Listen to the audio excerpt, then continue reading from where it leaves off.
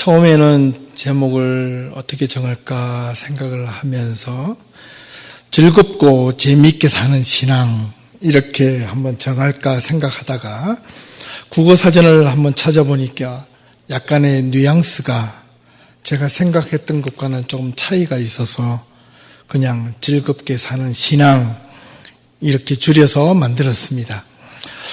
사전적인 의미로 볼 때 즐거움과 이 재미에는 약간의 차이가 있습니다.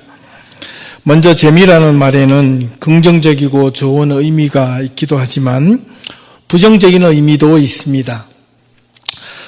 사전적 용어로 볼 때 아기자기하게 즐거운 기분이나 느낌, 그리고 안부를 물을 때 또 인사말이나 어떤 일이나 생활에 형편을 이루는 말, 또 이렇게 기록되어 있고요. 마지막으로 이 재미라는 말이 어떤 이익이나 성과를 말할 때 재미라는 말을 사용합니다. 예를 들어서 어떤 사람을 향해서요, 쟤는 무슨 재미가 있는지 저렇게 몰두하고 있네, 이렇게 말을 한다면 그것은 긍정적인 표현일 겁니다. 하지만 자기가 해야 할 일을 잊어버리고 그냥 그 게임하는 재미에 푹 빠져 있다라고 말을 할 때는 긍정적인 요소보다는 부정적인 개념이 있습니다. 집중하고 있다는 의미도 있지만 반면 자기가 해야 할 일을 잊어버리고 저것만 한다는 뜻이기도 합니다. 또 다른 의미로서 사람들이 종종 안부를 물을 때 이렇게 합니다. 요즘 내 삶에 재미가 있냐? 좀 재미 보냐? 신수가 화난 걸 보니 재미가 있는가 보다. 이렇게 말을 한다면 여기에는 약간의 뉘앙스가 있어요. 긍정적인 어떤 그 부분도 있지만은 부정적인 어떤 의미로 말을 하기도 합니다. 비아냥의 의미가 있기도 합니다. 좋게 이야기하고자 하는 그 본심은 결코 아닐 겁니다. 하지만 이 즐거움이라는 말에는 또한 이 사전적인 용어로 볼 때 마음에 거슬림이 없이 흐뭇하고 기쁜 것 이렇게 서술하고 있습니다. 즐거움이란 이 구약 성경 히브리어에는 이 투브라는 동사적 의미에서 유래가 됐는데 선한 행위를 하다, 또한 기쁜 일을 행하다, 이런 표현에서 시작되었답니다. 이런 즐거움을 갖기 위하여 마음에 거슬림이 없고 또 흐뭇하고 기쁜 것이 무엇이 있을까 한번 생각해 봅니다. 하나님은 우리의 삶을 즐겁게 살라고 하십니다. 성서적인 의미에서 즐겁게 사는 것이 바로 선하게 사는 것인데요. 선하게 산다는 말은 착하게 산다는 말과 유사하지만 그 선하다는 그 말 의미의 밑에는 어떤 것을 따르다, 순종하다 라는 의미가 강하게 적용되어집니다. 반면에 그 악이라는 말은 거스리다, 거역하다라는 개념이 강하게 자리 잡고 있습니다. 하나님은 무엇보다 우리들에게 악보다 선을 행하고 하나님의 말씀을 따르고 순종하는 즐거움을 맛보라고 성경에는 계속해서 말씀하고 있습니다.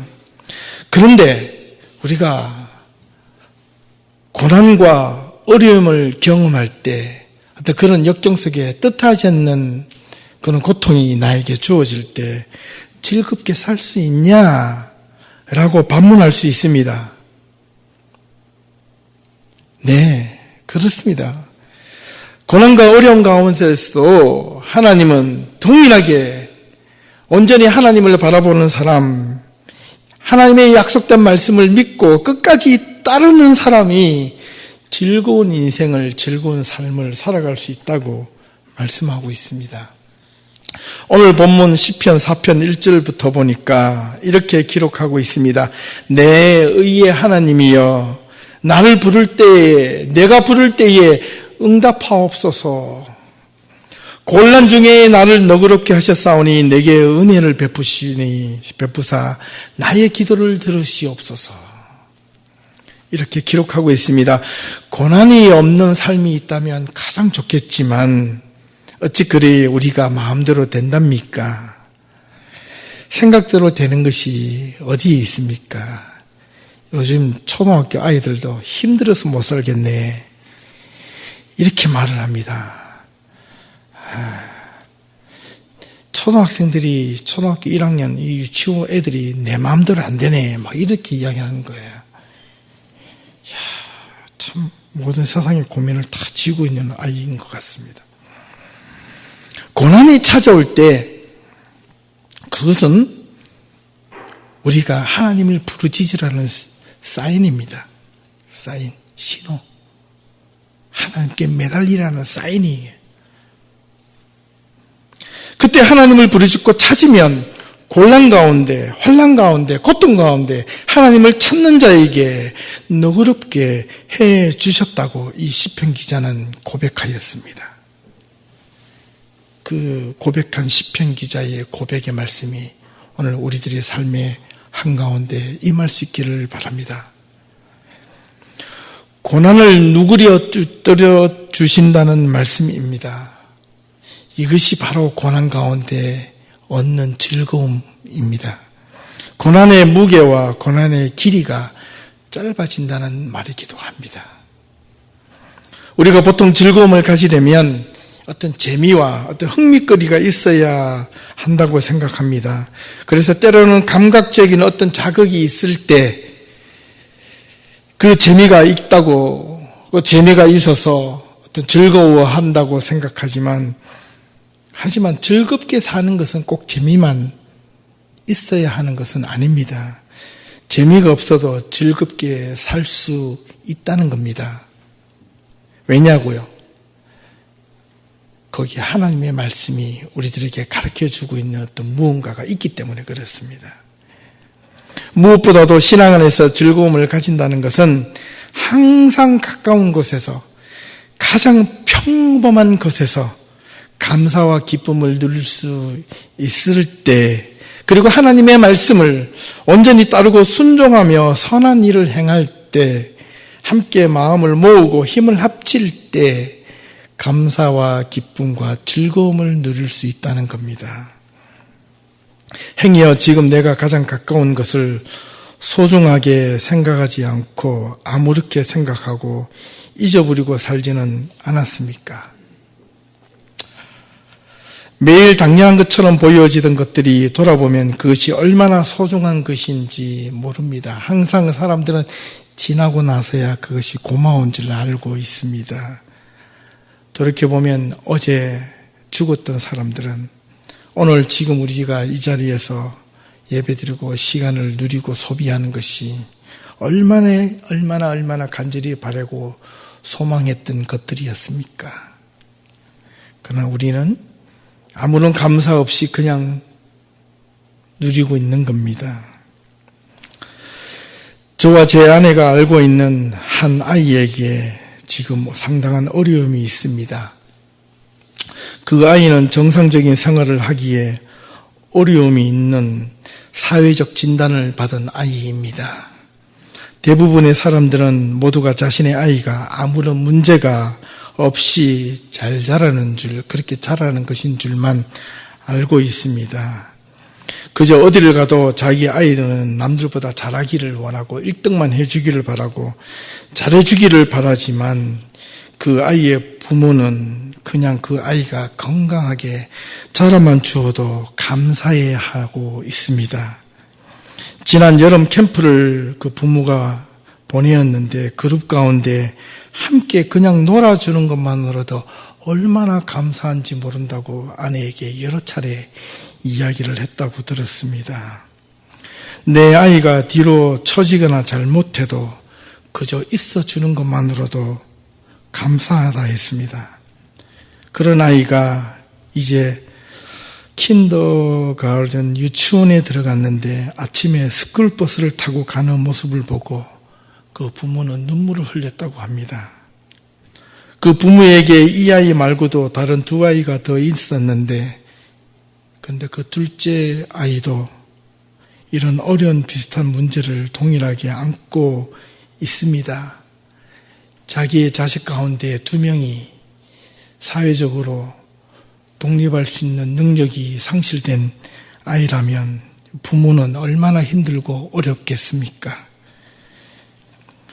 어떻게 이 아이들을 키워야 할지 걱정이 태산 같을 겁니다. 부모의 눈물이 마를 길이 없고 자신의 삶을 한탄할 만한데도 가끔씩 그분들의 얼굴을 보면 참 제 얼굴이 부끄럽습니다. 그렇게 행복해합니다. 즐거워합니다. 그 부모의 첫째 아이가 자신의 세계 속에 갇혀 있다가 주위 사람들의 도움으로 자신의 두려움을 깨고 세상 밖으로 조금씩 나와 환경에 적응해 가는 모습을 보고 부모는 즐거워하고 기뻐하고 감사합니다. 사람들은 저걸 어떻게 하지? 저가 어떻게 살아갈까? 부모를 향하여 염려하는 듯 이야기하지만 부모는 그 소리에 아랑곳하지 않고 그 아이의 모습을 보고 마냥 기뻐합니다. 그러다 때로 너무 힘들어서 가끔씩 아내에게 전화를 하면서 이렇게 눈물을 흘리며 말을 합니다. 사모님, 가끔은 너무 힘이 드네요. 라고 말도 합니다. 그러나 그분은 결코 주저앉거나 포기하지 않습니다. 비록 자기에 주어진 자식들이 다른 자식들보다 부족하고 한참 뒤떨어진다 해도 자기 곁에 있어주는 그 아이가 고맙고 즐겁고 감사하다고 그 엄마는 말합니다. 왜냐고요? 부모이기 때문에 그렇습니다. 그분의 모습을 보면 저는 가끔 그 천사의 모습을 보는 듯합니다. 그래서 가끔 이런 생각이 들어요. 그런 착한 분들에게 저런 아이를 하나님께서 보내신 것은 그 엄마가 천사이기 때문에 그럴 것이다. 마음이 악한 사람에게 그런 자식을 보낸다면 그 부모는 자식을 버릴 건데 마음이 천사이고 마음이 따뜻하기 때문에 그 부모는 그 아이를 세상에서 가장 귀한 자식으로 알고 품고 보듬고 조금만 나아져도 기뻐하고 행복해 한다는 겁니다. 그 모습이 너무너무 저를 부끄럽게 하는 거예요. 혹시 여러분들의 삶을 돌아보면 여러분들이 주어진 것 상황 때문에 향려 감사하고 즐거워하기보다 불만과 불평으로 혹시 가득 차 있지는 않습니까? 지금 내가 함께 하고 있는 사람들이 있어서 감사해야 합니다. 우리에게 교회 식구들이 있음에 감사해야 합니다. 함께 좌우 옆에 있는 사람들에게 한번 인사를 한번 나눠보겠습니다. 내 옆에 당신이 있어줘서 감사합니다. 고맙습니다. 한번 해보십시오. 말을 하고 싶어도 할 수 없는 사람들이 얼마나 많이 있는지요. 오늘 차를 타고 오면서 두 아이에게 물었습니다. 왜 사람에게는 두 팔이 있지? 그러니까 뒤에 큰아이가 이렇게 대답합니다. 하나만 있으면 허전하니까. 그래서 또 물었습니다. 그런데 왜 사람에게는 팔이 세 개가 없지? 이렇게 물었어요. 그러니까 뭐라고 대답할게요? 하나가 따돌림 당하니까. 그래서 두 개가 있는 거래요.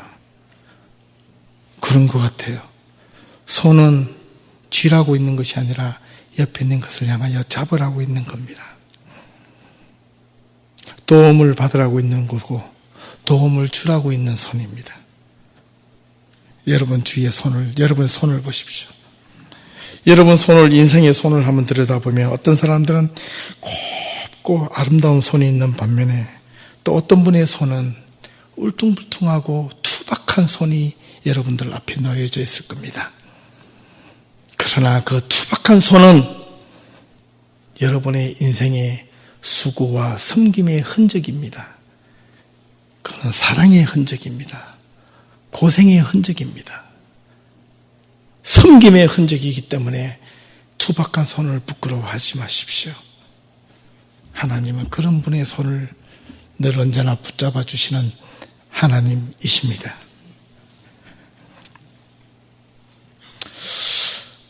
내가 지금 가족이 있고 친구가 있고 내가 지금 섬기고 함께할 교회가 있는 것에 여러분 감사하고 행복할 수 있으면 여러분 즐거운 신앙의 삶을 누릴 수가 있습니다. 하지만 지금 나와 함께하고 있는 사람이 불편하면 그것은 부담이 되고 불행합니다. 즐겁게 살지 못하는 것은 무언가가 주어져도 만족하지 못하거나 감사하지 못하기 때문에 일어나는 겁니다. 분명 다른 사람들보다 많이 가지고 있어도 불안해하고 부족하다 불평하며 마음에 평화가 없기 때문에 그렇습니다. 그것이 감사함이 없기 때문에 그렇습니다. 마음에 근심이 가득 차 있기 때문에 그렇습니다. 근심은 항상 자기 욕심과 상황에 불만해서 오기 때문에 자기 중심에서 모든 것이 해결되지 않을 때 근심이 일어납니다. 그래서 그 근심은 자신을 두렵게 만들고 즐거움이 있어도 즐거워할 수 없는 상황에 스스로 놓여지게 되는 겁니다.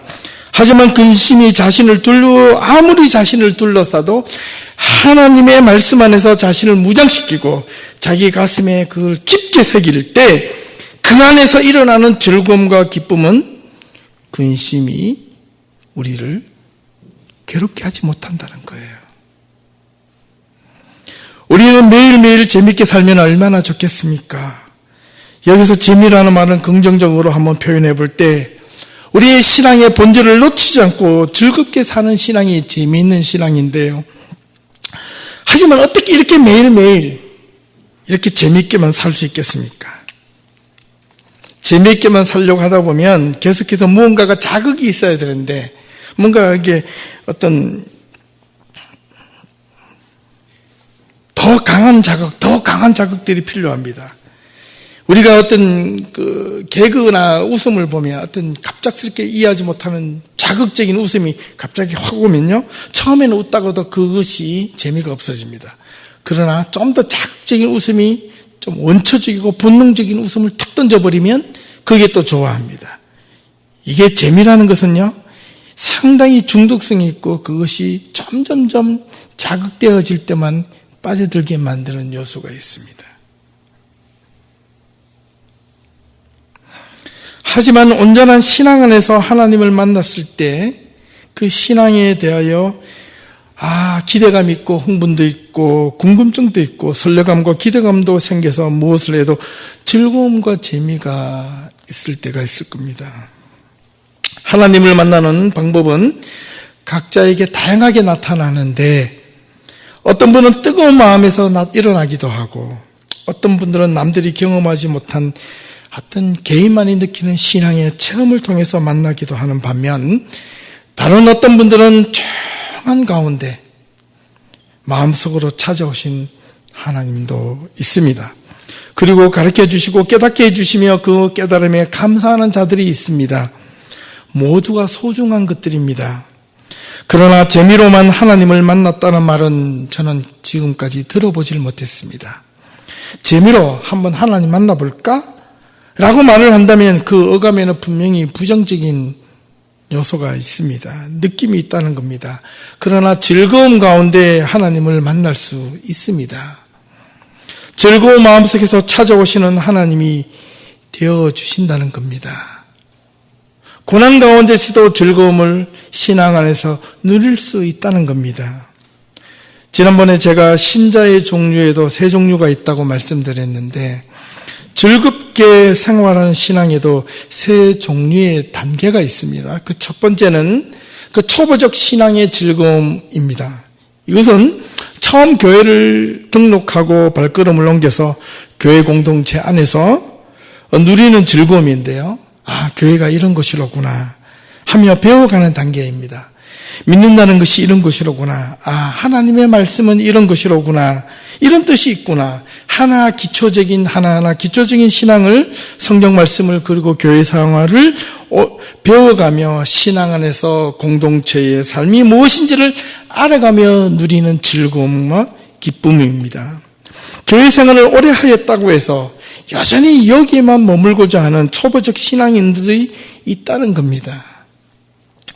이런 자를 향하여 성경은 젖먹이 신앙이라고 말을 합니다. 성장하지 않는 자라고 할 수 있습니다.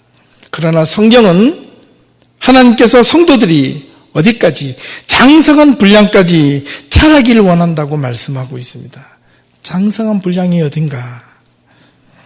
그 두 번째는 열심을 다하여 노력하며 얻는 신앙의 즐거움입니다. 이 신앙의 즐거움은 믿음 안에서 하나님을 만난 뒤에 교회를 섬기고 이웃을 섬기며 열심을 다해 헌신하는 자들의 모습입니다. 이웃을 섬기는 기쁨이 무엇인지, 교회를 헌신하는 즐거움이 무엇인지 아는 자의 모습입니다. 누가 알아주지 않아도 자기가 그저 묵묵히 하나님을 향한 봉사이기 때문에 기쁨과 즐거움이 마음속에서 일어나기 때문에 섬기는 기쁨과 헌신 가운데 얻어지는 즐거움입니다. 그들의 얼굴을 보면 무언가가 마냥 행복해 보입니다. 꿋꿋합니다. 힘들고 어려워도 괜찮습니다. 잘했습니다. 감사합니다. 이렇게 말씀하는 부류입니다. 하나님이 어떤 분이심을 가슴으로 알았기 때문에, 머리로 깨달았기 때문에 그렇게 행동으로 나오는 겁니다. 그리고 세 번째에 성숙한 신앙의 즐거움이 있습니다. 이는 초보적 신앙을 벗어나 여전히 열심을 다해 하나님을 섬기고 교회를 봉사하면서 더 나아가, 더 깊은 단계로 나아가는 그런 즐거움입니다. 바꾸고 말하면 하나님의 말씀을 더 깊이 찾아 노력하는 신앙인의 모습입니다. 이는 기초적인 신앙에서 벗어나 말씀의 본질 속으로 더 깊이 들어가서 자신의 삶 속에서 하나님의 말씀을 아주 깊은 의미에서 적용하고 하나님의 그 말씀과 뜻을 따라서 자기의 삶을 위한 것이 아니라 하나님의 나라와 뜻을 위하여, 하나님의 몸된 공동체를 위하여 헌신하는 자들의 모습입니다. 그렇기 때문에 자기 자신을 향하여 어떤 처절한 셀프 컨트롤이 있는 반면 이웃을 향하여 끊임없는 배려와 용서와 관용이 있는 자들입니다. 이 모든 것을 포함하여 한마디로 말해보라면 무엇이냐? 교회 안에서 영적인 교제가 활발해져야 된다는 뜻입니다. 초신자는 초신자대로, 열심히 있는 자는 열심히 있는 자와 신앙의 깊이가 있는 자는 있는 대로 그 안에서 서로 간에 깊은 믿음의, 신앙의 영적인 교제가 있어야 한다는 뜻입니다. 세상 사람들이 나눌 수 없는 영적인 교제는 오직 한 믿음, 한 신앙 안에서 서로 함께 돕고 위로하고 격려하는 믿음의 삶이 있을 때 가능하다는 겁니다. 나는 여기까지가 아니라 내 마음을 다해서 마음을 내어놓고 터놓고 서로 함께 말씀을 배우고 고백하며 함께 기도하고 함께 협력하는 그런 공동체 안에서만 가능하다는 영적인 교제 말입니다. 그곳에 하나님이 함께 하시겠다고 말씀하신 겁니다. 두세 사람이 내 이름으로 거하는 곳에 내가 너와 함께 하리라. 그 말씀이 이런 뜻입니다. 여러분에게 하나님의 말씀을 함께 나누며 삶을 나누며 자신의 고민과 걱정 그리고 기도를 함께 주고받을 수 있는 어떤 영적인 친구, 영적인 동력자 또는 영적인 멘토가 행여 몇 분이나 계십니까?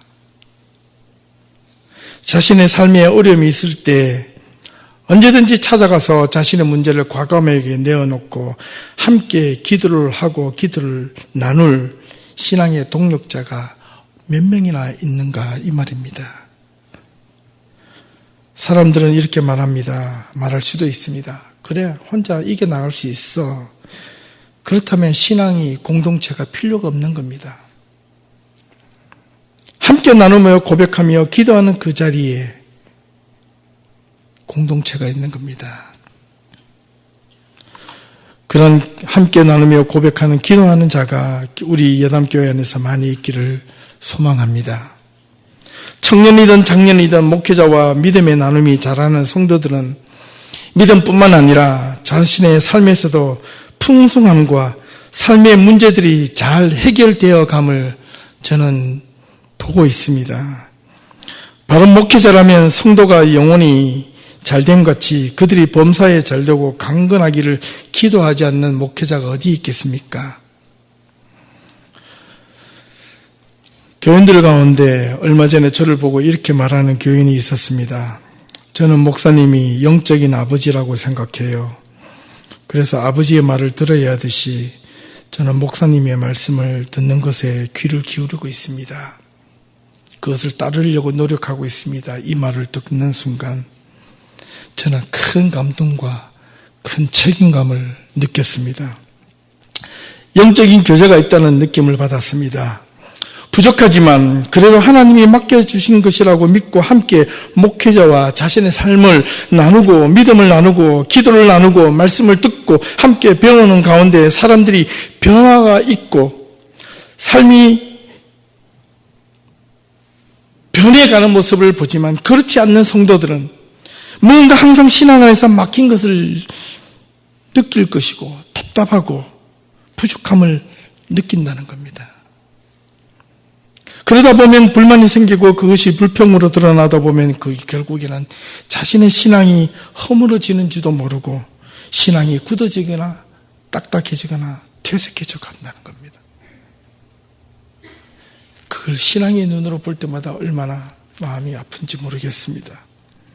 교회는 무엇보다도 한 공동체 안에서 영적인 신실한 교제가 서스럼 없이 잘 이루어져야 하는 곳이어야 합니다. 하나님의 말씀의 교제가 잘 나누어지고 기도의 교제가 잘 나누어지며 삶의 교제가 잘 나누어질 때 신앙의 즐거움이 세상의 즐거움보다 앞설 수가 있는 겁니다. 신앙은 혼자 스스로 할 수 있다고 생각할지 모르나 결코 혼자 성장할 수가 없는 것이 또한 신앙입니다. 하나님은 우리 교회를 세워주신 것은 신앙에 깊이가 있는 자가 있으면 얕은 자가 있고 흔들리는 자가 있으면 든든한 자가 있고 그들이 함께 서로 어우러져서 신앙이 흔들리는 사람은 뿌리가 깊은 자가 세워지고 또 때로는 그 뿌리가 깊고 신앙이 든든한 자라 할지라도 흔들리는 모습이 있을 때 옆에 있는 신앙의 연약한 자들이 함께 모여 그 든든한 자를 또 한 번 세워줄 때 서로가 함께 신실한 영적인 교제가 이루어지는 겁니다. 그 안에 하나님의 역사가 이루어지는 겁니다.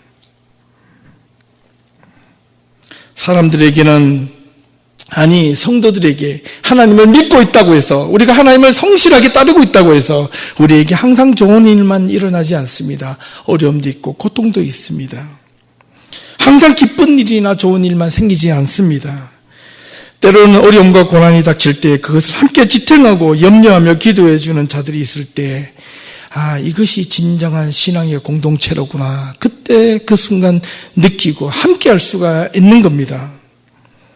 사랑하는 우리 예담 성도 여러분, 주님의 말씀에 부디 가까이 다가가 보십시오. 자기의 생각을 내려놓고 마음을 내려놓고 부디 하나님의 말씀 앞에 겸허하게 나아가 보십시오. 여러분 삶의 중심에 즐거움이 회복되실 겁니다. 그 주름한 말씀을 지키지 않기 때문에 두려운 것이고 근심이 생기는 것이고 거북스러운 것입니다. 그러나 그 하나님의 말씀을 사모하고 지키기로 열심을 낼 때 그 말씀이 송이꿀처럼 다가올 것입니다. 그때 그 안에서 즐거움이 생기고 기쁨이 생기고 힘들고 어려워도 그 안에 새로운 희망과 용기를 반드시 얻게 될 것입니다. 우리 예담교회 안에서 오늘 본문의 시편 4편 5절에서 8절을 보니 의의 제사를 드리고 여호와를 의지할지어다. 의의 제사를 드리고 여호와를 의지할지어다. 옳고 그름을 분명하게 선택하여 하나님을 바라볼지어다. 여러 사람의 말이 우리에게 선을 보일 자 누구냐 하오니 여호와여 주의 얼굴을 들어 우리에게 비추소서. 주께서 내 마음에 두신 기쁨은 그들의 곡식과 새 포도주가 풍성할 때보다 더하니이다. 내가 평안히 눕고 자기도 하리니 나를 안전히 살게 하시는 이는 오직 여호와시니이다. 이렇게 말씀한다는 겁니다. 우리 마음에 주어진 하나님의 기쁨은 세상에 가진 그 무엇보다 큰 것임을 고백해야 하겠습니다. 하나님이 우리를 향하여 손을 내미시고 하나님이 우리를 향하여 의와 공의의 행위를 행하시며 하나님이 우리를 향하여 선을 행하실 때 우리를 슬프게 하는 것들이 물러가고 우리를 힘들게 하는 것들이 없어지고 우리를 고통스럽게 하는 것들이 물러가게 될 것이며 오직 우리 안에 예레미야 29장 11절의 말씀으로 우리 안에 가득하게 될 것입니다. 여호와의 말씀이니라. 너희를 향한 나의 생각을 내가 아나니 그것은 재앙이 아니라 평안이요 너희의 미래에 희망을 주는 것이니라. 여호와의 말씀이니라. 너희를 향한 나의 생각을 내가 아나니 그것은 재앙이 아니라 평안이요 너희의 미래에 소망을 주려 함이니라. 우리가 가진 것이 적어도 신앙 안에서 큰 가질 수 있는 즐거움은 세상의 물질보다, 세상의 권력보다, 세상의 재미보다 기도하는 즐거움, 말씀 보는 즐거움, 찬양하는 즐거움이 무엇보다도 다시 살아나야 하겠습니다. 이 세 가지의 즐거움이 가장 큰 즐거움이 되어 우리의 마음속에 살아있기를 주님의 이름으로 부탁을 드립니다. 여러분 힘들 때 주님을 찬양하십시오. 원망의 자리가 나올 때 주님을 찬양하십시오. 낙심되어질 때 하나님의 손을 향하여 벌리십시오. 인생의 길이 막혀져 있을 때, 내가 생각하는 내 삶의 길이 무너져 있을 때 하나님의 말씀 앞에 그 말씀에 의지하십시오. 그분이 여러분의 마음을 굳건하게 하실 것이며 여러분의 삶을 인도하실 겁니다. 하나님께 바르게 기도하는 즐거움을 맛보는 자는 어떻게 기도해야 할지를 아는 자이며 성경을 바르게 읽는 즐거움을 아는 자는 성경의 깊은 맛을 보는 자이고 찬양의 기쁨을 아는 자는 찬양할 때마다 자신 안에 스며드는 형용할 수 없는 감사의 기쁨과 자신의 잘못에 대한 회개의 눈물이 동시에 흘러나오는 경험을 반드시 하시게 될 것입니다. 믿음의 관계가 바르게 회복될 때 행복을 찾고 즐거움을 누릴 수 있습니다. 다윗은 범죄하였을 때 그의 삶이 행복하지 못했습니다. 즐겁지 못했습니다. 잠깐 육체의 유혹에 넘어가 하나님 앞에서 죄를 지었을 때 그는 하나님은 모를 줄 알았습니다. 그러나 그것이 자신에게 죄책감이 되고 죄의 무게가 되고 짐이 되었을 때 그것이 두려움으로 변한 것입니다. 하지만 그것을 내려놓고 하나님 앞에 나와 고백하며 회개하며 눈물을 흘며 하나님을 향하여 용서를 구했을 때 하나님은 그를 기쁘게 품어주시고 용서하여 주셨습니다. 다윗이 자신의 삶의 가장 고난 속에 극한 상황이 있을 때 다윗은 기뻐하며 하나님을 찬양했습니다. 가장 절망스러운 자리에 있을 때 다윗은 이렇게 고백하였습니다. 여호와는 나의 목자시니 내게 부족함이 없으리로다. 그가 나를 푸른 초장으로 인도하시며 쉴만한 물가로 인도하시리라. 내가 사망의 엄침한 골짜기에 다닐지라도 해를 두려워하지 않을 것은 주께서 나와 함께 하십니다. 하박국 선지자는 고백하기를 비록 무화과 나무가 무성하지 못하며 포도나무에 열매가 없으며 감람나무에 소출이 없으며 밭에 먹을 것이 없으며 우리의 양이 없으며 외양간에 소가 없을지라도 나는 여호와로 말미암아 나의 구원의 하나님으로 말미암아 기뻐하리로다. 이렇게 고백하였습니다. 하나님과 관계가 온전하게 정립되어 있는 사람이 즐거운 사람이요 행복한 사람입니다. 뿐만 아니라 사람들과의 관계도 올바르게 정립되어 있는 사람도 즐거운 사람이요 행복한 사람이 될 수가 있습니다. 하나님의 말씀 안에서 즐겁게 살 수 있는, 하나님의 말씀을 따라 행복하게 살 수 있는 우리 모든 예담 성도님들이 될 수 있기를 주님의 이름으로 부탁을 드립니다. 찬양 가운데 즐겁게 사실 수 있기를 바랍니다. 힘들 때 기도하며 즐겁게 살 수 있기를 바랍니다. 말씀을 부여잡고 고난과 역경 속에서도 하나님을 향한 소망의 줄을 놓치지 않고 말씀의 힘을 얻어 여러분의 각자의 삶의 깊숙한 곳에서 매 순간순간마다 무너지는 자신의 절망 앞에서 다시 회복함을 입고 즐거움과 기쁨을 누리는 하나님의 거룩한 성도들이 다 될 수 있기를 주님의 이름으로 축원합니다. 기도하겠습니다. 하나님 감사합니다. 즐겁게 사는 신앙인이 무엇인지 오늘 말씀을 통하여 함께 나누었습니다. 하나님, 세상의 것이 다 채워져도 하나님이 없는 신앙은 불행한 신앙임을 고백하는 우리 예담 성도들이 되게 하옵소서. 비록 세상의 것이 부족하고 내 뜻대로 내 마음대로 되지 않아도 하나님이 함께 하심에 하나님의 말씀이 내 안에 중심을 잡고 있기에 우리 앞에 놓여진 여러 가지 어려움과 상황이 부족하고 힘들고 어려워도 감사하며 기쁨의 생활을 할 수 있는 거룩한 성도들이 될 수 있도록 인도하여 주시옵소서. 이번 한 주간도 주님께 의탁합니다. 하나님 기쁨의 신앙을 누리며 살아가는 예담 성도들이 되게 인도하여 주시옵소서. 말씀으로 인도하시고 기도로 이끌어 주시고 찬양으로 마음을 열어서 세상을 보고 하나님을 바라보지 말고 하나님을 바라보고 세상을 이기는 거룩한 자들이 되게 하옵소서. 예수 그리스도의 이름으로 간절히 기도하옵나이다. 아멘.